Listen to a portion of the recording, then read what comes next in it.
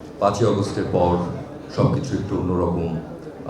আইন শৃঙ্খলার কথা বলি বা থানাগুলো বলি, নাথিং ইজ ওয়ার্কিং। সেরকম একটা সময় আপনারা বোধহয় ট্রেলারে দেখেছেন আমার, সেন্টুর, পার্থর এবং আবরারের চেহারা কীরকম।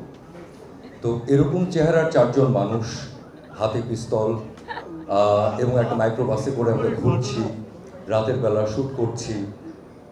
সেটা একদমই খুব মানে সেফ একটা এনভায়রনমেন্ট ছিল না, এবং আমরা অনেক ধরনের অভিজ্ঞতার মধ্যে পড়েছি।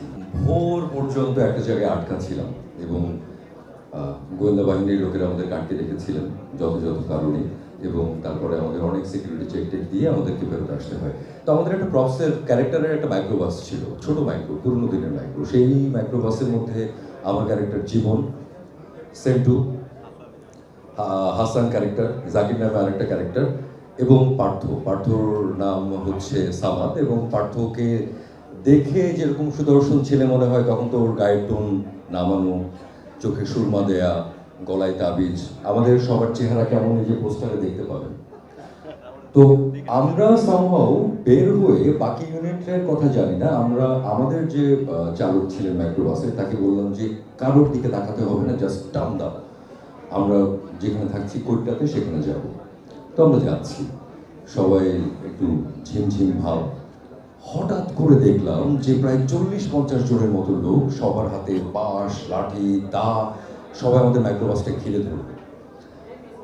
মাত্র নাকি ওখানে মাইকিং করা হয়েছে যে ডাকাত আসছে মাইক্রোবাসে করে, এবং একটা মাইক্রোবাস ঢুকেছে। সেই মাইক্রোবাসের মধ্যে আমরা, আমাদের চেহারা এরকম, হাতে পিস্তল। তো ভাগ্য ভালো যে তারা আমাদেরকে মানে মারা শুরু না করে জিজ্ঞেস করছে যে আপনাদের পরিচয় কি। পার্থ সামনে বসে আছে। পার্থ হঠাৎ করে ঘুম থেকে উঠে পার্থ ভেবেছে যে ওকে আমরা শুটিং করলাম, আমি ওদের ফোন থেকে একটা ছবি দেখালে ওরা বুঝবে আমি কে। তো ফোন থেকে একটা ছবি বের করে দেখিয়েছি, সেই ছবিতে আমি আর পার্থ দুজন পিস্তল হাতে দাঁড়িয়ে আছি। রিয়াকশন হঠাৎ করে হই করে জেগে উঠলো যে কারা কারা কারা। এর মধ্যে আমি পেছনের গ্লাস নামিয়ে বলছি যে কিসের পরিচয়পত্র খুঁজছেন আপনারা ভাই বলেন তো।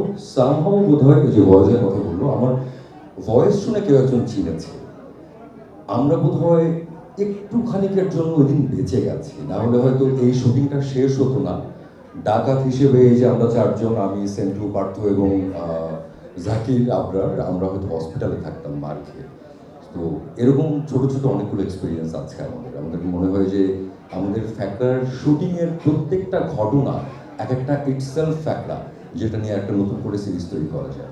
কিন্তু মোদ্দা কথা হলো এই যে আজকে আমরা এত কিছু পার করে, এত সময় পার করে ফ্যাক্টর নিয়ে হাজির হয়েছি, এবং রাত বেরোলেই আগামীকালকে আমরা এই সময় হয়তো ফ্যাক্টর দেখতেও পারবো সবাই। একটা প্রোডাকশন, এত শ্রম, এত মানুষের ইনভলভমেন্ট, যে সময়ের মধ্য দিয়ে যাওয়া, যেভাবে শুটিং করা, এর কোনো কিছুই হয়তো কোনো ম্যাটার করবে না যদি এটা মানুষের কাছে না পৌঁছায়।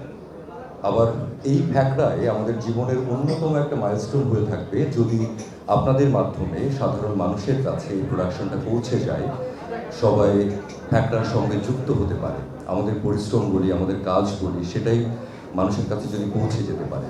তো সেই প্রত্যাশা থাকলো, এবং ধন্যবাদ আসিফ ভাইকে, আমার প্রত্যেকজন কো অ্যাক্টর এবং পেছনে যারা ছিলেন, সিনেমাটোগ্রাফিতে শাকিল ভাই থেকে শুরু করে, লাইটে জাকির ভাই থেকে শুরু করে, আমাদের প্রডিউসার যেরকম একটা সময় বলেছে চলো শুটিংয়ে যায়, যেটা খুবই অন্যরকম একটা অভিজ্ঞতা ছিল। সবাইকে অনেক ধন্যবাদ, এবং ধন্যবাদ বঙ্গকে যে ফাইনালি আমরা বঙ্গের মাধ্যমে এই ফ্যাক্টর নিয়ে হাজির হয়েছি, এবং আপনাদের সবার মাধ্যমে অ্যানাউন্স করছি যে আমরা মুক্ত হতে চলেছি।